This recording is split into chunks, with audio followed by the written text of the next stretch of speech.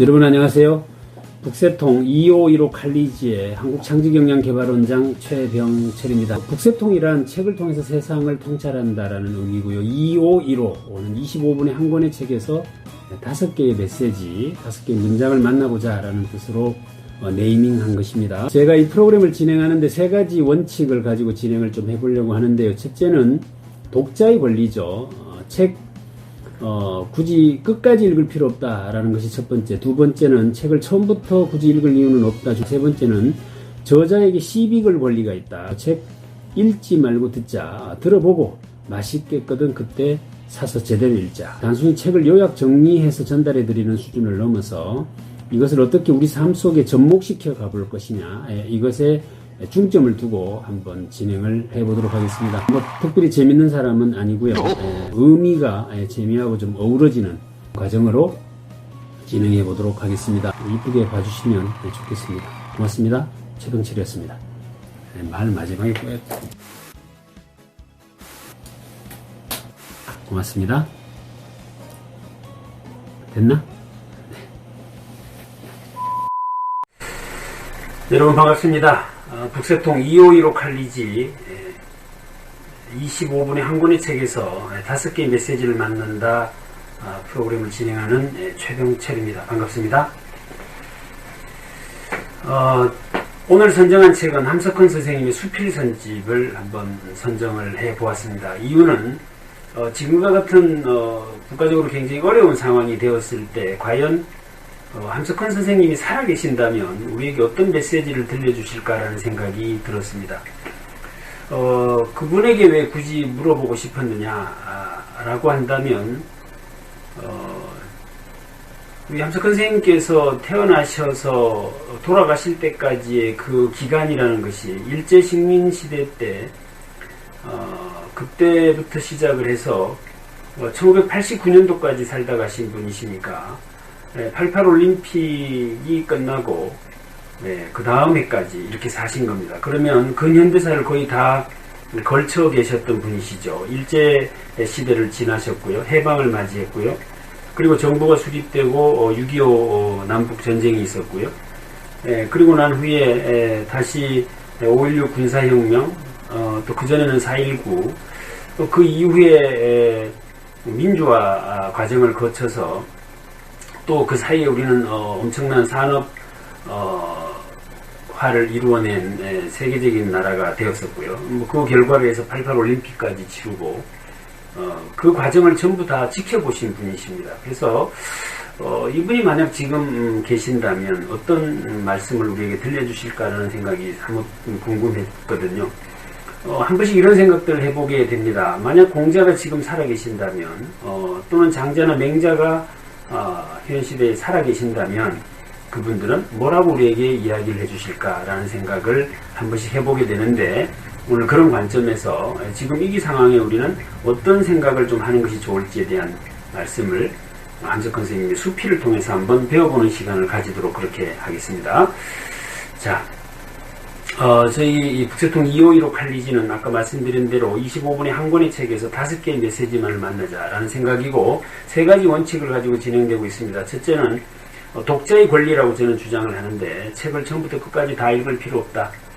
둘째는 책을 꼭 처음부터 읽어야 될 이유도 없다. 중간부터 읽어도 되고 거꾸로 읽어도 관계없다라는 것이고, 세 번째는 가장 중요하게 생각을 하는 것인데요. 그게 뭐냐면 이 저자에게 시비를 걸 수 있는 권리가 독자에게는 있다. 때문에 저자의 생각에 반드시 함몰될 필요는 없다라는 것입니다. 이 3가지 원칙에 입각해서 오늘 선정된 책을 같이 한번 보도록 그렇게 하겠습니다. 함석헌 선생님은 뭐 설명을 굳이 안 드려도 될 만큼 굉장히 많이 알려지신 분이시죠. 그래서 이번 설명은 제가 시간 관계상 좀 생략을 하고 첫 번째 문장부터 한번 살펴보도록 그렇게 하겠습니다. 첫 번째 문장으로 제가 선정한 것은 남을 업신여기는 것도 죄지만 자기 자신을 업신여기는 것은 더 큰 죄다. 세계가 이렇게 암담해진 것은 사람들이 지혜를 줄 수 없는 과학적 지식만을 치우쳐 따라간 결과다.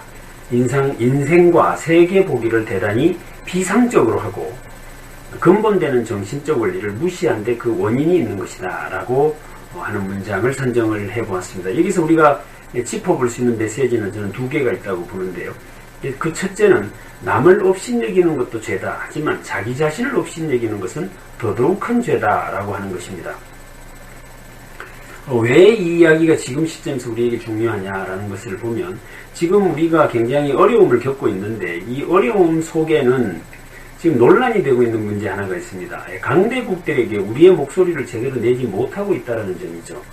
아시겠습니다만 지금 어느 나라 특정 국가의 국민들을 입국 금지를 했어야 한다라는 주장에 대해서 굉장히 논란이 많은 것이 사실이고요. 또 한 나라는 지금 우리나라에 주둔하고 있는 주한 미군의 방위비 분담금 관련해서 굉장히 강하게 압박을 해 들어오고 있는 그런 상황이죠. 이런 상황에 대해서 우리가 우리의 목소리를 제대로 내지 못하고 있는 부분들이 분명히 있는 것은 사실인 것 같습니다. 남을 업신여기는 것은 죄죠. 그런데 더더욱 죄는 자기 자신을 업신여기는 것이다.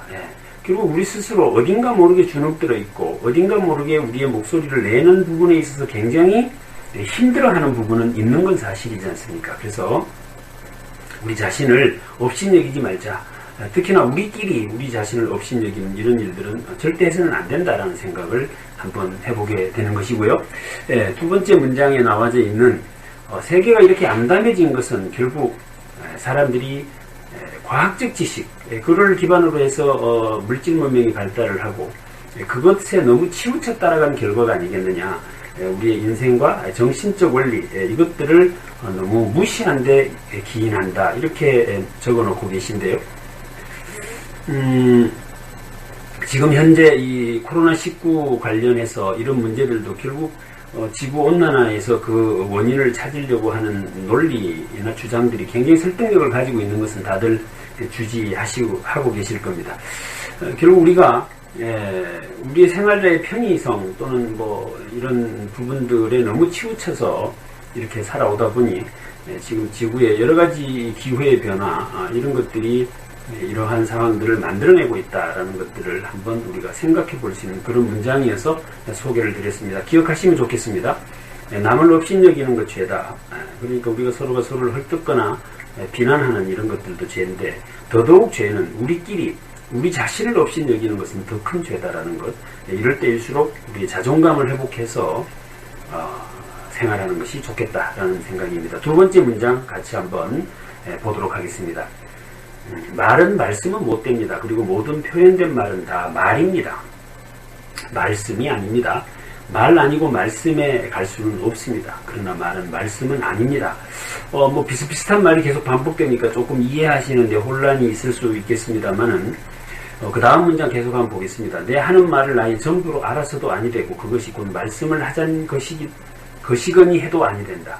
그러니 말에 잡혀서 이게 굉장히 핵심적인 단어인데요. 말에 잡혀서 산 사람과 산 진리를 놓쳐서는 안 된다.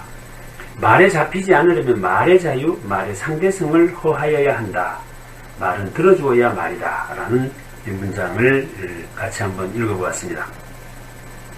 여기서 일단 말과 말씀이라고 하는 것에 대한 개념을 좀 정리하고 가볼 필요가 있겠습니다.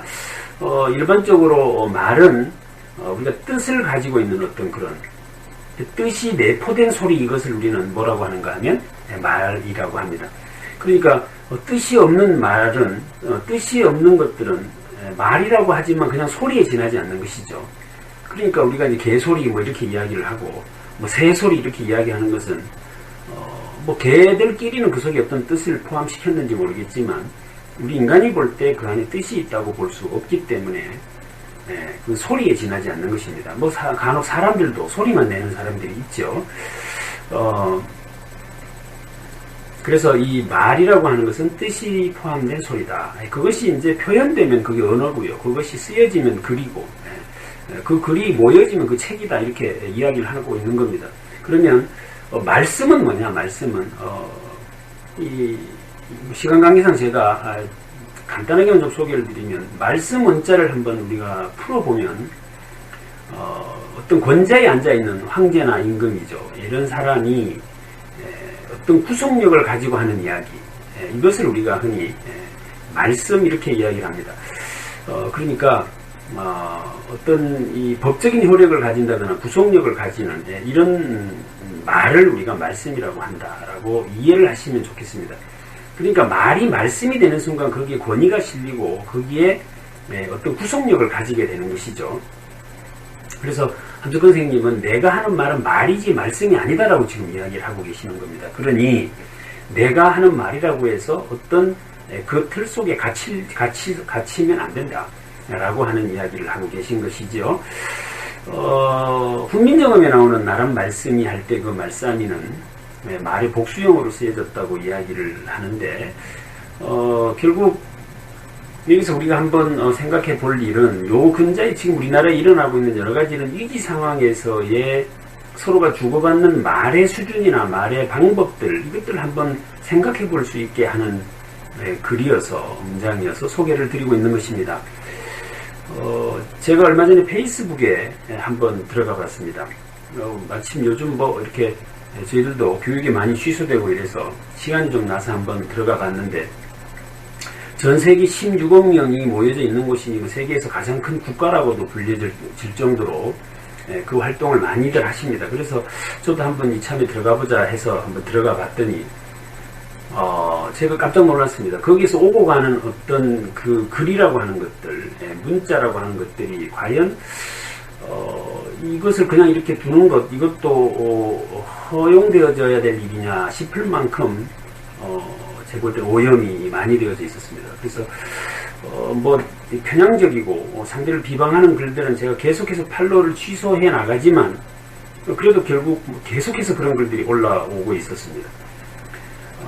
결국 그 뜻이 없는 소리, 의미 없는 이야기들을 계속하고 있구나라는 생각이 들었고, 또 한 가지는 이 한석근 선생님이 지적하고 계시는 바대로 말에 잡히지 않으려면 말의 자유, 즉 말의 상대성을 허해야 된다라고 되어져 있습니다. 그러면 지금 내 주장을 하려고 치면 결국 상대방의 이야기도 주장을 할 수 있도록 해야 하는데 상대방의 이야기를 비난하거나 비방하는 방식으로 자기 이야기를 하고 있다라고 하는 것은 정면으로 말의 자유라든가 말의 상대성을 허하는 부분에 위배되는 내용인 것이죠. 그래서 자기 주장을 하는 것은 좋죠. 하지만 하더라도 상대방을 비난하면서 상대방을 흠집내어서 자기 주장을 하는 방식은 옳지 않다라는 것이죠. 그래서 말을 잘하는 사람은 많아도 잘 말하는 사람은 없다라는 이야기가 생각이 나는 그런 문장이어서 소개를 한번 해봤고요. 이럴 때일수록 우리가 서로 협력하고 서로를 인정해주는 그런 말들을 우리가 하면 좋겠다라는 차원에서 두 번째 문장으로 선정을 해보았습니다. 세 번째로 선정한 문장을 같이 한번 보도록 하겠습니다. 과학으로 건드리지 못할, 따라서 건드려서는 아니 되는 부분이 확실히 있다. 그것이 바로 뜻의 세계다라고 하는 것입니다. 모든 일에는 뜻이 있다. 모든 일은 뜻이다. 뜻이 나타난 것이 일이요 물건이다. 그렇죠. 내가 어떤 생각을 하느냐에 따라서 그것이 일이 되는 거죠. 제가 지금 이 책을 25분에 읽어서 5개의 문장만 좀 소개를 해드리겠다라고 하는 뜻을 가지니까 그게 일이 된 것이죠. 그 일이 결국 이렇게 하나의 영상이라고 하는 물건으로 만들어지는 것입니다. 때문에 사람의 삶은 일을 치름이다 라고 표현해 놓고 계십니다. 해서 뜻을 품으면 사람이고 뜻이 없으면 사람이 아니다. 굉장히 충격적인 말씀을 하신 것이죠. 그래서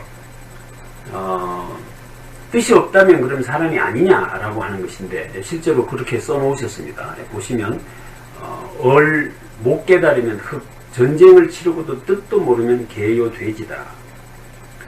영원히 멍에를 메고 맷돌질을 하는 당나귀에 지나지 않는다. 이렇게 적혀져 있습니다. 어떻습니까? 분명히 지금 현재 과학으로 해결되지 못할 영역이 있는 것 맞지 않습니까? 그러면 이 상황에서 가장 시급한 것은 현재 이 감염을 빨리 해결하는 거죠. 물론 과학적으로 해결할 수밖에 없을 겁니다. 하지만 그것과 더불어서 우리가 같이 가져가야 할 것은 우리가 가진 뜻도 회복해야 하는 것이죠. 그래서 뜻이 지금은 같이 올곧게 서줘야 합니다. 그렇지 않으면 우리는 어떻게 되어지는가 하면 그저 동물에 지나지 않게 되겠죠. 인간을 공포 속에 빠뜨려버리면 짐승과 다를 바가 하나도 없습니다. 그래서 그럴 때일수록 우리가 뜻을, 우리의 정신을 잃지 않으려고 하는, 놓지 않으려고 하는 그런 시도가 절대적으로 필요하겠다라는 생각을 해보게 하는 그런 문장이어서 소개를 해봐 드렸습니다. 여기서 우리가 기억할 문장은 뜻 품으면 사람이고 뜻 없으면 사람이 아니다, 개, 돼지다 라고 하는 말씀 우리가 꼭 한번 새겨 듣고, 뜻을 가진 사람이 뜻이 없는 어떤 동물처럼 행동하지 않겠죠. 그래서 이럴 때일수록 우리가 이성을 찾고 이렇게 하면 좋겠다라는 생각을 해봅니다. 자, 이제 네 번째 문장 한번 보도록 하겠습니다. 온 장터에 두루 다녀도 쌀 사자는 놈은 있어도 글 사자는 놈은 없더라 라고 하는 문장이 있습니다. 제가 오늘 이렇게 오면서 보니까 우체국하고 이런 마트에서 아마 이 마스크를 판매하고 있는 것 같은데 그걸 사려고 이제 줄을 서 있는 모습들을 봤습니다. 물론 지금 우리 신체에 이런 문제가 생길 수 있기 때문에 마스크를 사겠다고 하는 그 욕망을 나쁘다 좋다 뭐 이렇게 평가할 일은 아닌 것이죠. 하지만 저는 서점 앞에 줄을 서 있는 모습을 본 적은 없습니다. 배움의 장소에 줄을 서 있는 사람들 잘 못 보죠. 결국 이 하석헌 선생님이 써놓으신 이 글을 이렇게 읽으면서 우리가 육신에 또는 육체에 관계된, 생활에 관계된 이런 것들에 대해서는 굉장히 우리가 열정적으로 뭔가 임하고 있지만 정작 정신적인 것들을 취하고자 하는 데 있어서는 조금 소홀한 면이 있구나라는 것도 한번 생각해 볼 수 있는 문장이고요. 그 밑에 보면 자신의 몫이던 오이를 따먹은 여동생을 구박하자 어머니께서 단연한 목소리로 그건 사람 아니냐라고 했습니다. 나는 부끄러웠습니다. 지금도 그때 그 어머니의 모습을 나는 못 잊습니다 라고 적혀져 있습니다.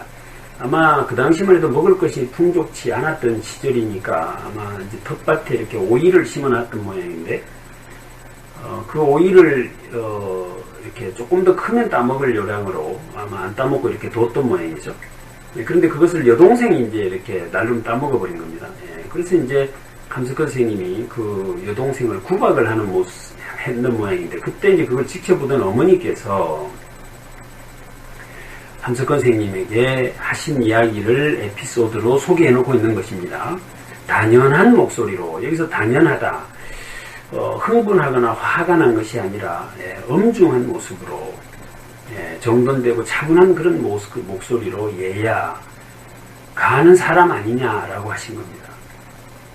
그것이 함석헌 선생님이 살아가시는 동안에 계속해서 가슴에 남아있었다라고 이야기를 하고 계십니다. 제가 이 문장을 왜 선정을 했느냐 이런 생각이 들었습니다. 과연 우리 가정에는 어른이 존재하느냐. 요즘 핵가족 시대가 되고 부모 자식 저도 그렇습니다만 거의 친구처럼 지내죠. 그러다 보니 어느 순간 집안에 뭐가 사라졌느냐면 어른이라고 하는 역할이 사라져버린 것이죠. 그 역할이 필요 없는 것은 아니죠. 누군가가 해야 될 역할인데 그 역할이 사라져버렸다라고 하는 사실입니다. 대가족 시대를 살 때야 다 그런 역할이 분담되어져 있었습니다만 그렇지 않다 보니 사라져버렸고요. 이게 이제 국가적으로도 한번 들여다본다고 치면 과연 우리 이 나라에 어른이 존재하느냐라는 생각을 한 번씩 해보게 됩니다. 가장 어떤 위치에 계신 그분들마저도 우리가 쉽게 욕도 하고 쉽게 비난합니다. 심하게는 청원도 할 수 있고요. 여러 가지 행위들을 우리는 자연스럽게 편안하게 하고 있는 것이죠. 그렇게 편하고 좋은데 문제는 뭐냐면 어떤 상황이 되었을 때 어른이 해야 될 역할이 작동되지 않는 것은 문제가 있지 않느냐라는 것입니다.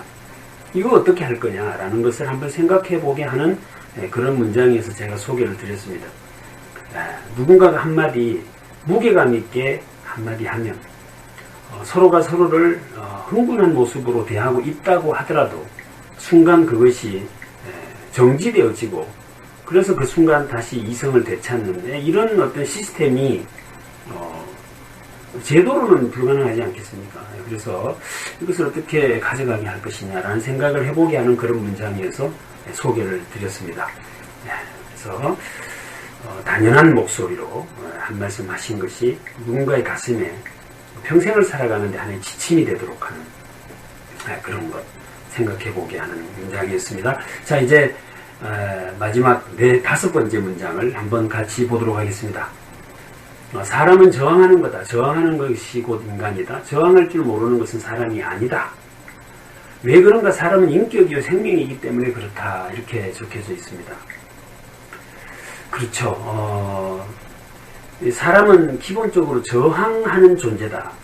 저항하지 않고 있다면 사람이 아니다라는 것을 이야기하고 있습니다. 왜냐하면 우리는 근본적으로 생명체이기 때문에 인격을 가지고 있고 생명이기 때문에 우리는 반드시 저항이라고 하는 행위가 우리 하나의 삶 자체인 것이죠.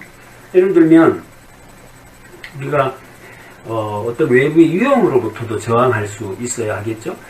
또 어떤 어려움이 닥치면 역경을이라고 하는 것인데 그것도 하나의 저항인 것입니다.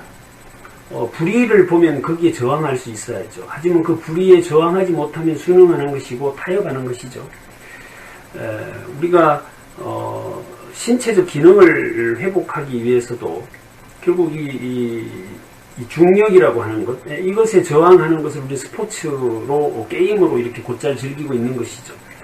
지금 바이러스 문제만 하더라도 그렇습니다. 우리 몸에 침투해 오는 이 바이러스를 얼마나 저항해내느냐, 일명 면역이라고 부르는 것이고, 또 외에도 심리적인 부분에서의 저항력도 굉장히 중요한 부분으로 작동되고 있습니다.